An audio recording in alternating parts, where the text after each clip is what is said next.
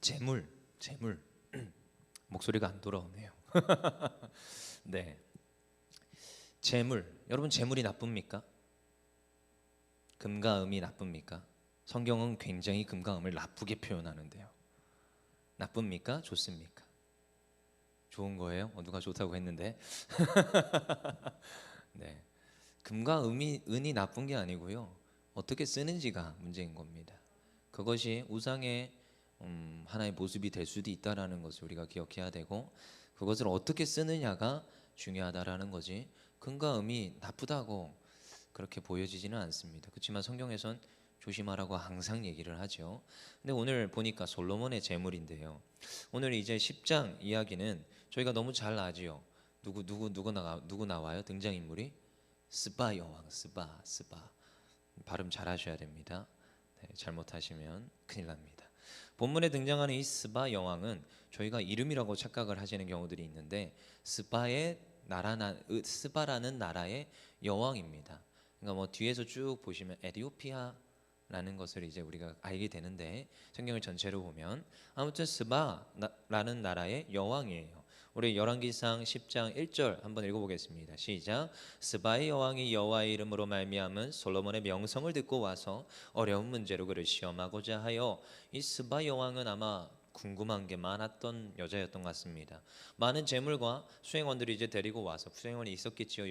여왕이 오는데, 그래서 이스라엘로 온 겁니다. 그래서 이제 그 목적이 있어요. 거기 보니까 1절에 목적을 뭐라고 합니까? 어려운 시험으로 뭘 하고자? 시험하고자 하여. 어려운 문제로 시험하고자 하여. 저도 궁금해요. 어려운 문제가 도대체 뭘까? 어떤 어려운 문제였을까? 저 궁금함이 있는데, 성경에서는 이 어려운 문제에 대해서 기록하지 않고 있습니다. 그러니까 뭐예요? 이 뭔가 좀 어려운 문제, 난해한 문제들을 가지고 왔을 것 같아요. 뭐 요즘도 그런 어려운 문제들이 있습니다. 난해한 문제, 해답이 딱 명확한 문제가 있으면 좋겠는데, 그렇지 않은 경우들도 있다라는 거예요. 제가 신학교 때도 있었거든요. 이게 어디로 들어가면 문제들이 일어나느냐, 다른 것들은 뭐 성경에 기록되어 있으니까, 텍스트니까 성경에서 말하는 것들은 오케이, 대충 오케이거든요. 근데요, 그렇지 못한 기독교 윤리가 있어요. 낙태, 성경적으로 옳을까요? 그럴까요? 그러잖아요. 그렇죠? 그러잖아요. 저희가 딱 생각해도 아닌데? 이 생각을 한단 말이에요. 근데 만약에 그 여자가 굉장히 어려움을 겪어가지고 애가 생겼어요. 아무튼 이러한 사례들, 굉장히 그냥 쉽게 말할 수 없는 그런 사례들이 굉장히 많습니다. 기독교 윤리로 들어가면요. 그래서 예스와 노로 이렇게 정확하게 말할 수 없는 굉장히 그러한 사례들 가운데, 그래 그럼 하나님의 마음은 무엇이냐 생각해 봐야 된다는 거죠. 성경에서 나오는 그거 아십니까? 마리아가 임신했어요. 율법적으로는 어떻게 해야 되는지 아시지요? 돌로 쳐서 죽여야 됩니다. 약혼기간에 지금 애가 들었었기 때문에.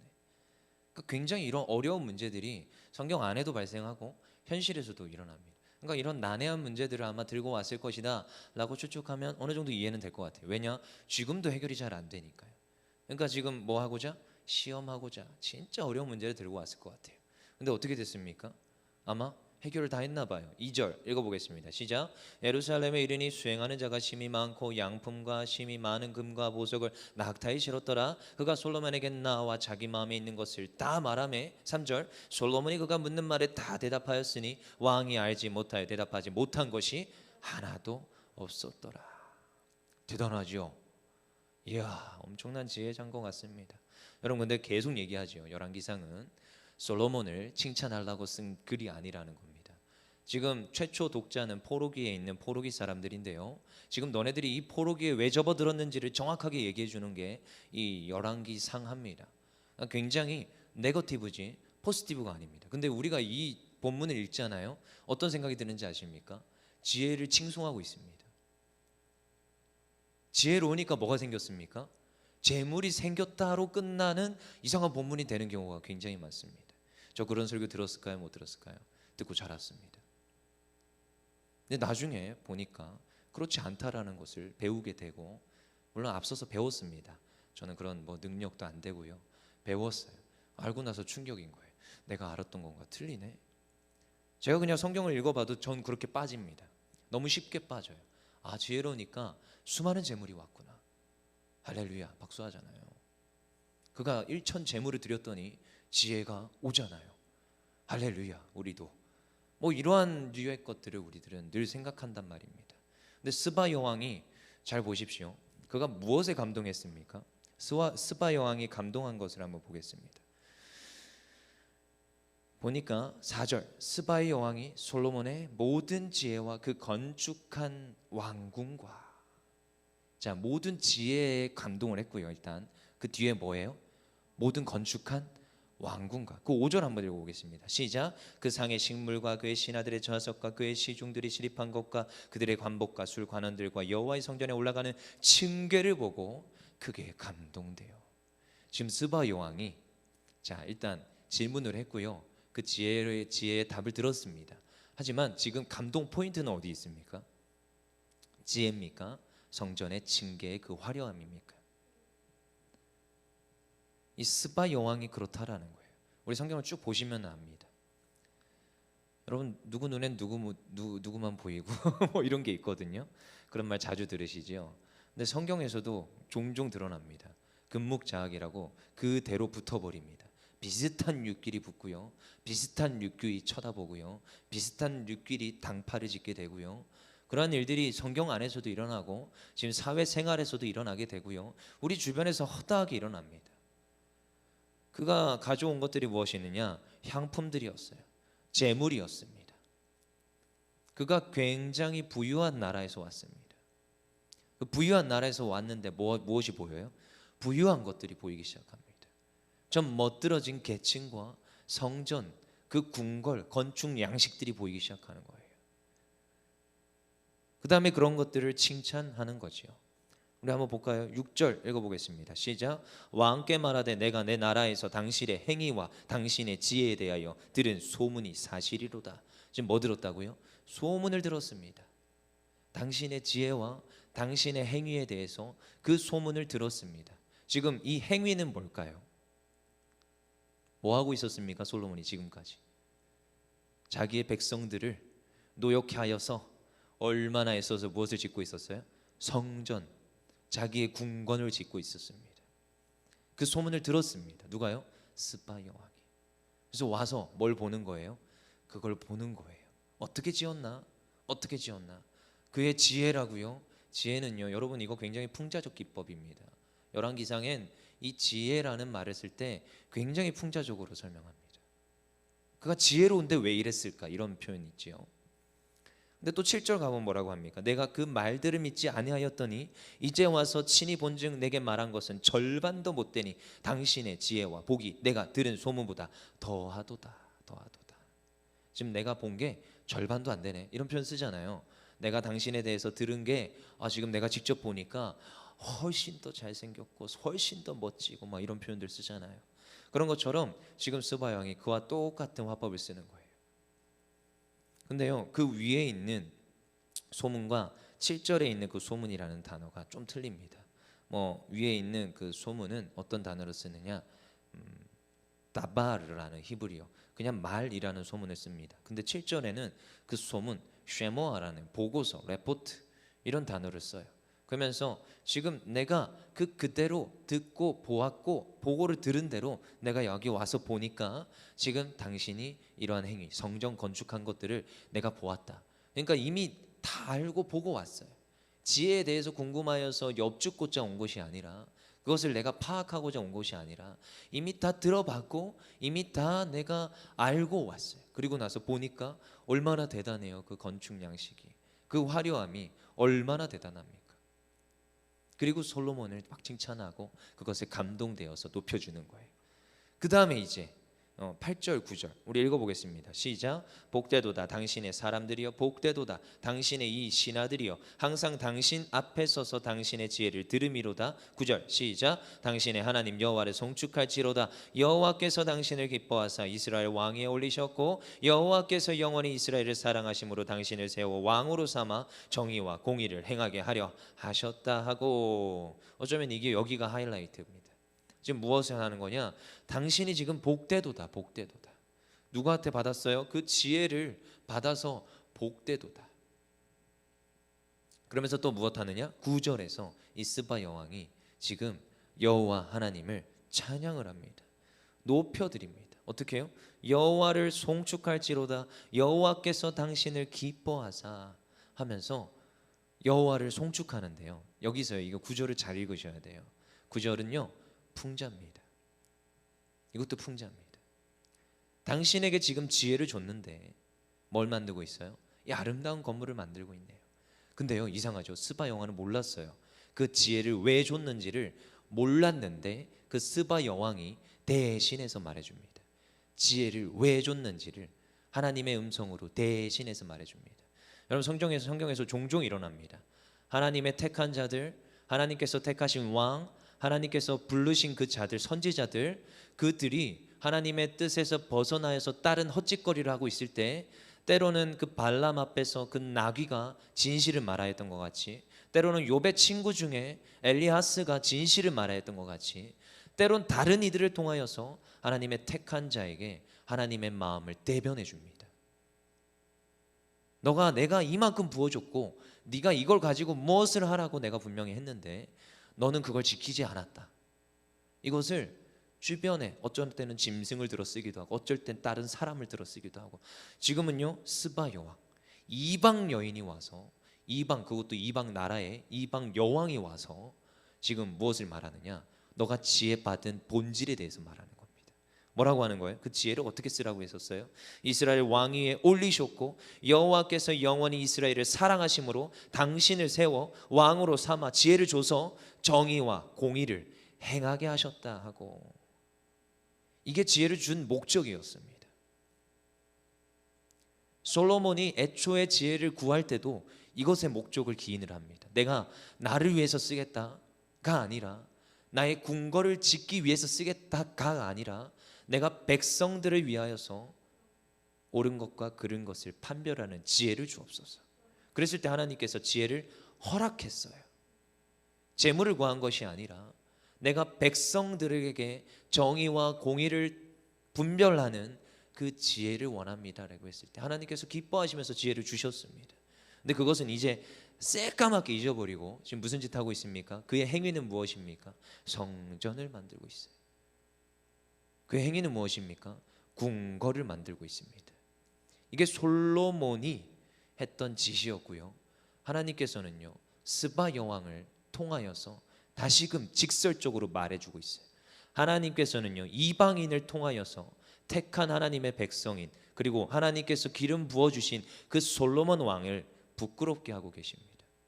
여호와께서 당신을 왕으로 세운 것은, 당신을 왕으로 세운 목적은 정의와 공의가 백성들에게 편만하여지도록 하신 것이라, 이것을 명확하게 이야기해 줍니다. 여러분, 그래서 이건 솔로몬의 지혜를 칭찬하지 않습니다. 그런 본문입니다. 우리 한번 시편 72편 가볼까요? 시편의 72편 가보시면 솔로몬의 시라는 게 나옵니다. 새벽 예배 때 설교했던 거였는데요. 솔로몬의 시인데요. 원래는 솔로몬의 시가 아닙니다. 우리 한번 시편 72편 가볼까요? 한번 펼쳐보세요. 물론 앞에 자막은 뜹니다. 72편 20절 읽어보겠습니다. 이새의 아들 다윗의 기도가 끝나니라, 이렇게 나옵니다. 그러니까 지금 72편은 솔로몬의 시가 아니라요 다윗의 시라고 할 수 있는데요. 근데요 어떤 면에서는 솔로몬의 시라고도 할 수 있겠죠. 다윗이 누굴 위해서 썼느냐? 솔로몬을 위해서 썼습니다. 그러니까 솔로몬이 앞으로 왕으로 등극할 건데, 나의 자녀가 왕으로 등극할 건데, 나의 자녀가 이러 하기를 원한다 하면서 다윗이 쓴 거예요. 근데 제목은 뭐라 붙였느냐? 솔로몬의 시라고 쓴 겁니다. 그러니까 솔로몬이 쓴 건 아니고요, 다윗이 그의 아버지가 솔로몬 그 아들을 위하여서 쓴 시인 거예요. 그래서 오늘 솔로몬의 시입니다. 근데요 원래는 다윗의 시겠죠. 근데요 한번 봅시다. 시편 72편 1절 읽어보겠습니다. 시작. 하나님이여 주의 판단력을 왕에게, 무엇을 달라고요? 판단력. 그리고 특별히 뭐를요? 공의. 그래서 공의와 정의를 달라는 겁니다. 공의와 정의를 주시옵소서 기도했어요 그 아버지는. 근데 그 기도한 대로 받았습니까? 안 받았습니까? 받았습니다. 솔로몬은 그가 기도한 것도 있고요, 그의 아버지가 기도한 것도 있기 때문에 받았어요. 그대로 받았습니다. 그대로 받았어요. 근데요, 그 지금 공의와 정의를 행하는 곳에 써야 될 지혜를 어디다 쓰고 있어요? 건축하는 데 쓰고 있습니다. 성전을 짓는데 7년, 자기 궁궐을 짓는데 13년, 총 20년 동안 백성들을 뭐 하고 있느냐? 노역을 시키고 있습니다. 지난번에 봤죠? 성전 건축의 민낯이라고 해서, 그게 민낯입니다. 3만 고루, 밀 3만 고루가 한 해 동안 세금으로 나라를 운영하는 데 쓰인다면, 근데요, 저쪽 히람한테 줘야 될 밀은 2만 고루라고요. 얼마나 쥐어짰겠습니까? 지금 1년 동안 써야 될 국채가 밀 3만 고루인데 지금 2만 고루를 지금 또다시 더 쥐어짜가지고 지금 또다시 저기 히라마 왕한테 바쳐야 되는 거예요. 얼마나 쥐어짰겠습니까? 먹을 게 있을까요? 아마 매일같이 보릿고기 아니었을까요? 백성들의 공의와 정의를 실현하라고 줬던 지혜가 백성들에게 어마어마한 환난과 오히려 더 가난과 고통만을 선사하고 있는 지금 솔로몬의 패단인 겁니다. 시편 72편 3절 읽어보겠습니다. 시작. 의로 말미암아 산들이 백성에게 평강을 주며 작은 산들도 그리하리로다. 이게 주신 목적이 이래요. 백성들에게 뭘 줘라? 평강을 주라. 근데요, 72편 9절, 광야에 사는 자는 그 앞에 굽히며 그의 원수들은 티끌을 할 것이다. 그 원수들을 하나님께서 멸하시고 융성하게, 그 나라를 융성하게 해준대요. 근데요, 그 목적이 또다시 기록됩니다. 12절, 그는 궁핍한 자가 부르짖을 때 건지며 도움이 없는 가난한 자도 건지며. 이게 지혜를 주신 목적입니다. 뭐하라? 궁핍한 자를 부유케 해야 되는 거예요. 지혜가 그러합니다. 여러분, 재물이 죄입니까? 재물이 나쁜 겁니까? 아니라는 거예요. 하지만 그 재물을 어디 쓸 것이냐? 너가 지혜로, 이상하죠? 솔로몬의 지혜가 있는데요, 그 솔로몬의 지혜가 나타나는 이야기에는 항상 재물이 쌓입니다. 오늘 스바 여왕 이야기도 동일해요. 이상하죠? 지혜가 있는데요, 재물이 어떻게 돼요? 쌓입니다. 근데 그 재물을 어디다 쓰고 있습니까? 근데 그 목적도 명확하게 다윗은 말해줬어요. 어떻게 해라? 궁핍한 자가 부르짖을 때 그들을 건지는 데 써라. 그리고 도움이 없는 가난한 자를 또 건져라. 14절에 그들의 생명을 압박과 광포에서 구원하리니 그들의 피가 그의 눈앞에서 존귀 여김을 받으리라. 그들의 생명을 구원해내라는 거예요. 그들에게 자유와 기쁨과 여호와의 함께하심의 편만함을 누리게 하라는 거예요. 하지만 그러지 못하고 있는 것이 솔로몬의 지혜입니다. 이상하지요? 오늘 또 다시 돌아옵시다. 열왕기상, 우리 오늘 읽지는 않았지만 10장 11절, 10장 11절 읽어보겠습니다. 시작. 오빌에서부터 금을 실어온 히람의 배들이 오빌에서 많은 백단목과 보석을 운반하여 오매. 은과금이 쌓입니다. 지혜가 있던 곳에 은과금이 쌓입니다. 스바 여왕도 엄청난 은과금을 남겨갔고요, 그 다음에 오빌에서부터 또다시 들고 옵니다. 세계 각처에서 금과 폐물들이 들어옵니다. 도대체 이거 어떻게 하라고요? 이미 앞에서 다 얘기했던 거고요, 이미 다윗이 얘기했던 거고요, 이미 그가 해야 될 게 무엇이냐? 정의와 공의를 실현하는 거였어요. 근데 그러지 않습니다.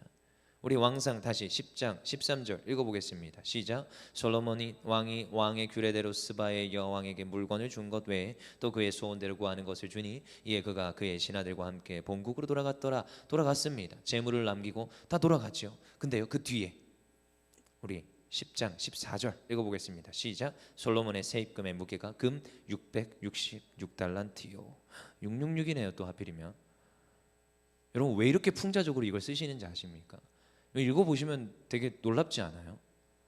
일부러 이렇게 쓰는 거예요. 이게 히브리인들이, 이 저자가 물론 여호와 하나님 성령에 감동되어서 성경을 썼습니다.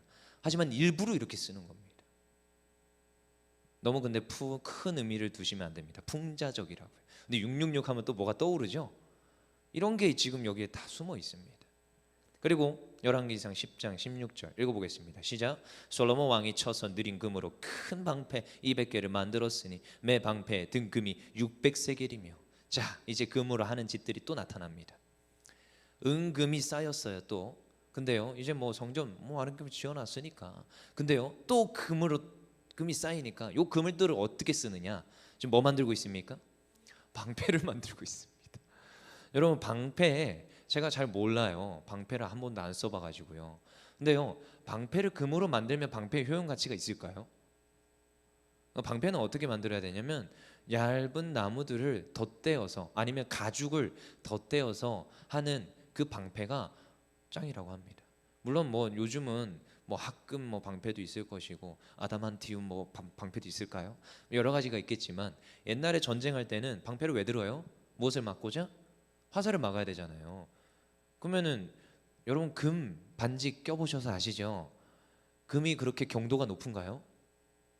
안 높습니다. 진짜 좋은 금들은 입으로 깨물면 뭐 우그러진다는데요. 저는 그런 거 없어서 모르겠고요. 근데요, 금으로 왜 만들까요? 왜 만드는지 아시겠죠? 전쟁에 쓰려고 하는 거 아닙니다. 그렇죠? 호화롭고 어떠한 장식용으로 쓴다는 것을 우리는 충분히 알 수 있어요. 금으로 지금 이런 짓들을 하고 있습니다. 또 뭐 하고 있습니까? 17절에 또 쳐서 느린 금으로 작은 방패 300개를 만들고 매 방패의 등금이 3만엔의 왕이 이것들을 레바논 나무 궁에 두었더라. 또 다시 궁에 두고요. 18절 읽어보겠습니다. 시작. 왕이 또 상아로 큰 보좌를 만들고 정금으로 입혔으니, 야, 이 상아로 보좌를 만든 것도 신기한데요. 거기다 또 뭔 짓을 하고 있어요? 금으로 덧칠을 하고 있습니다. 대단합니다. 금으로 무슨 짓을 지금 하고 있습니까? 이게 근데 금을 주신 목적이 아니라는 거예요. 그리고 나서 이제 하이라이트 19절 20절 요것도요 참 대단합니다. 19절 20절 읽어보겠습니다. 시작. 그 보좌에는 6층계가 있고 보좌 뒤에 둥근 머리가 있고 앉는 자리 양쪽에는 팔걸이가 있고 팔걸이 곁에는 사자가 하나씩 서 있으며 또 12사자가 있어 그 6층계 좌편에 서 있으니 어느 나라에도 이같이 만든 것이 없었더라. 여기서 뭘 세워놨습니까 도대체?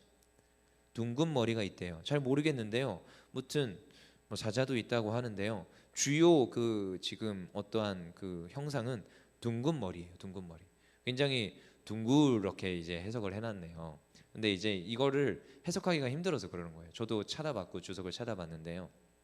이게 단어가 아콜이라는 단어를 씁니다. 히브리어로. 근데 아콜이라는 단어 뜻이 없어요. 그러니까 그냥 둥근 머리로 한 건데 이제 어떠한 신학자들은 이럴 것이다입니다. 믿거나 말거나 이럴 것이다. 아콜은 에켈에서 파생된 단어인데 에켈에서 아콜로 돼서 뭐 아무튼 이렇다라고 합니다. 저도 잘 모르겠어요. 아무튼 둥근 머리인데 근데 에켈은 뭐냐? 이건 단어 뜻이 있습니다. 송아지입니다. 송아지.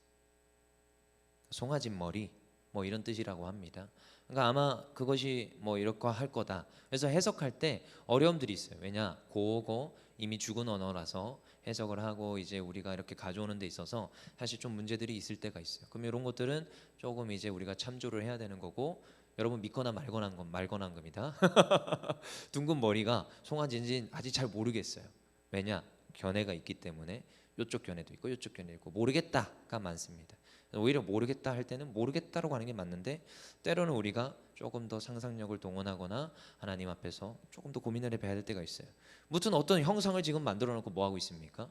보좌 뒤에다가 놨습니다. 근데 그게 뭐 여호와의 그룹 뭐 이런 것도 아니고요. 어떠한 형상이라는 거예요. 대충 유추가 되십니까? 저는 뭐 송아지건 뭐든 간에 대충 우상을 만들어서 놨다고밖에 저는 안 보입니다. 그의 모든 행태들이 지금 그렇게 가고 있습니다. 이미 이때는 어느 정도 궁궐과 성전들이 건축되고 있었어요. 그러면 여러분 잘 생각해 보시오. 1000명의 부인이 있습니다. 1000명의 부인 한 번에 드렸을까요? 그러진 않았을 것 같습니다. 그러진 않았을 것 같아요. 그러면은 뭔가 계속 뭔가 맞아들이는 행사도 했을 것이고 방도 배정을 해야 될 것이고 하나씩 들어왔을 겁니다. 처음엔 한 명이었겠죠. 근데 그 다음에는요. 2명, 3명. 자 여기 우리 남자 집사님 몇 분 안 계신데 묻겠습니다. 2명 감당 되시겠습니까? 저도요 한 명 있는데 힘들어요. 네. 어릴 때부터 그 한 분이 저를 아주 잘 양육해 주셔서 그렇게 잔소리하면서 학교 다 다니고 이제 거기에서 품에서 떠나서 나와서 또 다시 다른 한 분이 제 옆에 또 계신데요. 얼마나 또 이렇게 잔소리를 해주시는지. 그러면요 저도요 때로는요 흔들흔들 할 때가 있습니다. 나 이거 해야지 하는데요, 옆에서 잔소리가 한 100번 들려와요. 이거 할까요 못할까요? 못할 때가 있습니다. 실제로요. 생각을 돌이키는 경우도 있어요. 물론 기도하고 저도 밀어붙이는 스타일이긴 한데, 그래서 그렇게 사모가 중요하다고 합니다. 아무튼 그렇고 저렇고 하면 다 한 명도 그렇게 쉽지 않습니다. 근데 옆에 몇 명이 있다고요? 1000명이 있다고 생각해보세요. 이때 뭐 아마 1000명이 있지는 않았을 것 같아요. 이 당시까지만 해도. 근데도 분명히 있었을 겁니다. 모르겠어요. 저도 몇백 명이 있었을지는. 있었겠지요. 근데 그들이 다 뭘 가지고 왔습니까? 우상을 하나씩 가져왔습니다. 우상을. 여러분 이런 경우 있습니까? 저희 아버지가 그런 경우거든요. 결국 저희 할머니 할아버지도 다 믿으시고 소천하시고 돌아가셨어요. 그래서 외할머니 외할아버지 안 계시고 친할머니 친할아버지 안 계세요. 안 계세요. 근데 지금 이제 아내 쪽만 이제 할머니 한 분 살아 계세요. 그러니까 뭐 그런데요. 저희 아버지도 목사잖아요. 근데 저희 할머니가 팬티를 주셨는데 팬티 안에 뭔가 있는 거예요. 뜯어보니 뭐가 나왔게요? 부적이 나왔습니다. 그때는 그 할머니가 믿지 않는 분이었어요. 안 믿었었어요. 나중에 아버지 때문에 세례 받으시고 소천하셨지만 그때는 안 그랬어요. 안 그랬어요. 아버지도 그러시더라고요. 아버지도. 제가 완전 어렸을 때래요. 막 목사 안수 받았을 때 잘 되라고, 개척교회 잘 되라고 부적을 비싼 거 사가지고 팬티를 선물해 줬다고 합니다. 몰랐죠. 어떻게 알았겠어 그걸. 근데 나중에 어머니가 발견을 했다고 합니다. 이런 경우 있잖아요. 그의 의도와 다르게. 근데요, 그 아내들은 어떠했을까요? 보좌 뒤에다가 형상을 만들어서 갖다 놓는 거예요. 갖다 놓는 거예요. 그 이기겠습니까? 이게 지금 이런 형세들이 이 솔로몬의 이 정치 가운데 있더라는 거죠. 그러고 나서 이제 왕상 10장, 이거 자꾸 평가한다고 했습니다. 솔로몬의 이 행태들에 대해서 10장 23절 읽어보겠습니다. 23절 시작. 23절 시작. 솔로몬 왕의 재산과 지혜가 세상의 그 어느 왕보다 큰지라. 아멘. 자, 여기에서 저희가 좀 눈여겨봐야 됩니다. 지난번에 한번 얘기했는데 히브리 사람들은 순서에 민감합니다. 그리고 이제 번역할 때도 이 순서를 정확하게 지켜서 번역을 하는데요. 되게 중요하기 때문에. 자, 솔로몬의 왕의 재산과 지혜가 세상의 그 어느 왕보다 컸습니다. 자, 히브리 이 저자가 솔로몬 왕의 재산에 집중한 거예요? 지혜에 집중한 거예요? 재산에 집중한 겁니다. 이런 게 성경에서는 굉장히 자주 나타나요. 굉장히. 오늘도 그렇죠. 지난번에도 누가 그 계약에서 이겼다고요? 히람이 이긴 겁니다. 그래서 히람과 솔로몬의 협약이에요. 근데 오늘도요. 솔로몬은요. 지혜가 아니라 그의 재산인 거예요. 그는 재물에 초점이 맞춰져 있습니다. 그게 지금 이 모든 것들은 지금 어디에 초점이 맞춰져 있느냐? 재산, 재물. 그가 지금 가진 그 재산으로 재물로 무엇을 하고 있습니까? 그가 지금 그 재산과 재물이 왜 왔는지를 깨닫지 못하고 그를 위하여서 쓰더라는 거예요. 그를 위하여서 쓰더라는 거예요. 그 다음에 이제 그 24절에서 말합니다. 온 세상 사람들이 다 하나님께서 솔로몬의 마음에 주신 지혜를 들으며 그의 얼굴을 보기 원하여. 자, 이제 바뀌었습니다. 그의 재산으로 화려하게 치장해 놓으니까 이제 그 지혜를 주신 분은 하나님이시고 솔로몬을 하나님께서 세워주셨고 솔로몬으로 하여금 백성들을 섬기라고 했는데 자, 이제 바뀌었습니다. 솔로몬이 원하던 대로 됐습니다. 백성들이 누굴 보러 왔습니까? 24절의 끝에 뭐라고 합니까? 솔로몬의 얼굴을 보기 원하여. 여러분 이걸 원한 거예요. 솔로몬은 그렇게 가게 되어 있습니다. 너무나도 이게 저는 이런 본문들을 볼 때마다 여지없이 똑같아요. 하나님 섬기라고, 하나님의 백성들을 섬기라고 하나님께서 주셨더니 그 준 거 가지고 무슨 짓 하고 있느냐? 백성에게 평안과 기쁨을 주고 정의와 공의를 실현하라고 줬더니 뭐 하고 있느냐? 백성들을 노예로 만들어서 노예로 부려먹고 하나님과 함께 그 축복을 누리는 그 성전에서 기쁨을 누려야 되는 그 성전에서 그 성전이 오히려 일터가 돼버리고 멍해가 되어버리는 이러한 상태로 만들어버리는 게 솔로몬이었고요. 그리고 그 모든 영광은 누구한테 올려드려야 돼요? 그건 내게 주신 것인 하나님이기 때문에 하나님께 영광을 돌리도록 만들어야 될 것들을 자기의 보좌를 칭송하고 뭐 하고 있어요? 상아로 만들어서 금으로 막 도배를 해가지고 자기를 높이는 데 쓰니까 하나님의 영광을 갈취하고 지금 백성들은 뭐 하고 있어요? 그의 의도대로 솔로몬을 보러 옵니다. 솔로몬을. 그의 결과는 또 이제 어떻게 됩니까? 우리 제가 읽진 않았지만 열왕기상 11장 3절입니다. 읽어보겠습니다. 열왕기상 11장 3절 시작. 왕은 후궁이 700이요 첩이 300명이라 그의 여인들이 왕의 마음을 돌아서게 하였더라. 자, 이게 결과입니다. 이렇게 결과가 딱 맺어지는 거예요. 이게 결과입니다. 여러분, 그의 마지막이 이렇더라는 거예요. 여러분, 재물을 어디다 쓰라고 주셨습니까? 그 재능과 은사와 나에게 주신 것들은 어디다 쓰라고 주셨습니까? 하나님의 영광과 하나님께서 보내주신 그 양들, 그 내게 맡겨주신 그 사람들, 그 영혼들을 섬기라고 주신 줄 믿습니다. 그것을 위해서 써야 돼요. 그렇지 않고 그 재물이 나를 향하게 되고 나의 치장과 명예와 명성을 위해서 나아가게 되면 어떻게 되느냐? 결과는 이렇게 됩니다. 여호와 앞에서 돌아서게 되는 거더라고요. 우리 한 번 더 기억해 봅시다. 신명기 17장 15절에 19절입니다. 한번 띄워보세요. 우리 지난번에도 한번 읽었는데 다윗이 강조했던 거였어요. 사실은 너가 뭐 기억해라? 여호와의 말씀을 기억해라. 말씀을 기억해라. 율법을 기억해라.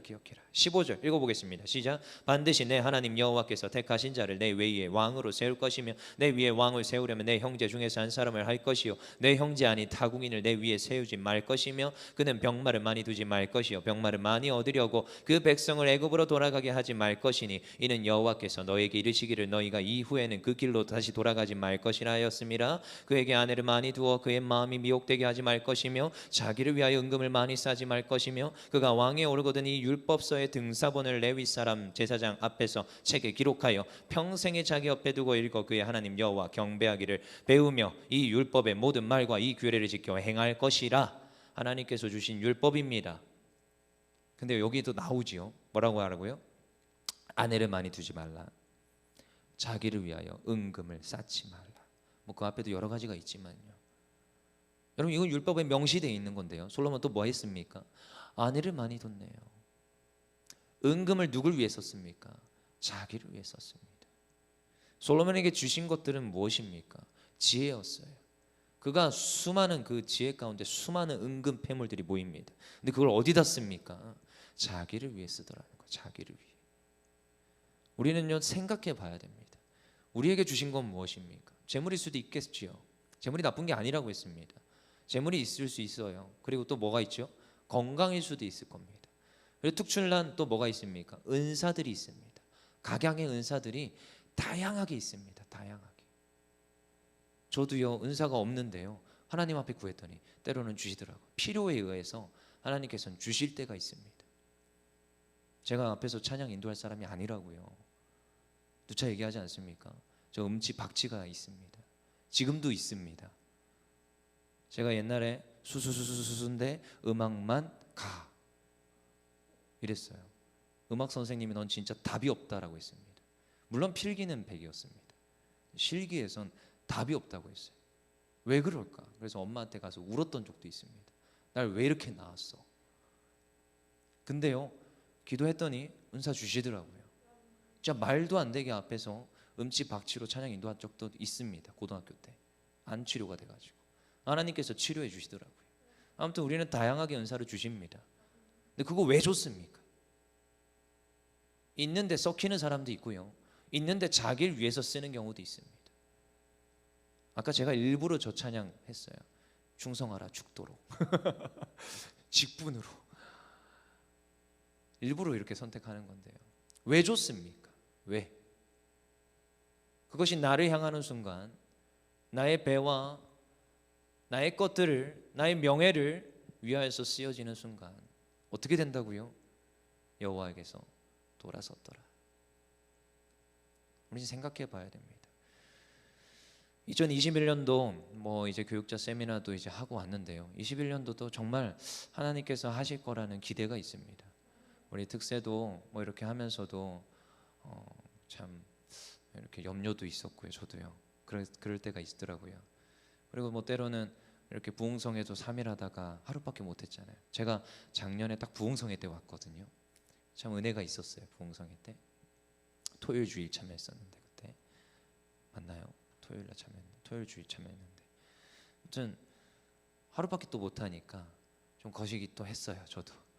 근데 3일 하고 또 부흥 강사님이 주시는 말씀 들으니까 무엇이 일어나느냐? 예배가 회복되어지고 다시금 우리 교회가 발돋움하고 하나님 앞에 쓰임 받겠구나. 이러한 또 소망들이 생겼습니다. 근데 그것에 누가 앞장서야 되는지 아십니까? 여기 있는 분들이 앞장서셔야 돼요. 여러분, 우리에게 주셨습니다. 그리고 주신다 하십니다. 때로는요, 이미 다 주어놨는데 그걸 내가 발견을 못하는 경우도 있고요. 그냥 순종만 하면 되는데 순종 안 해가지고 안 되는 경우도 있어요. 근데 하나님께서는요, 주신 대로 쓰는 거예요. 그리고 내가 순종했을 때 놀랍게 쓰임받게 하십니다. 그리고 더 잘되게 하시고 하나님 나라가 세워지는 그 기쁨을 목격하면서 가더라는 거예요.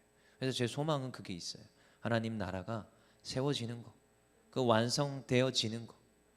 내가 비록 나의 삶을 돌보지 못할지라도 내 은사와 내 건강, 내가 가진 것들 하나님께 바쳐서 쓰임 받다가 하나님 불러주시면 저 가고 싶습니다. 근데 제가 원하는 거 하나님 나라 세워지는 거, 이 교회에, 그리고 이 지역에, 세계에, 열방에, 그것이 우리의 꿈인 줄 믿습니다.